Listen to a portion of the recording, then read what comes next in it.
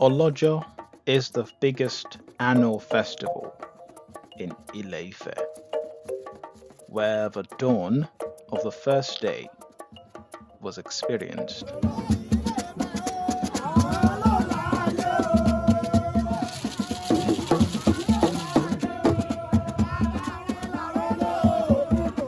On this occasion, Oni Adimula will appear after 7 days of seclusion is completed, not communicating with anyone except the Yoruba.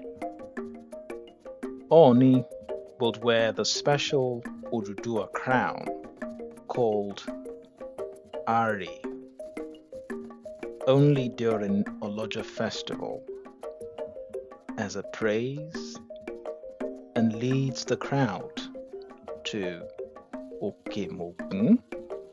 À ń ṣe ọlọ́jọ́ kí ọlọ́jọ́ òní jẹ́ ká lówó, ká lọ́mọ, ká láyọ̀, ká ní ire gbogbo. Gbàjúre.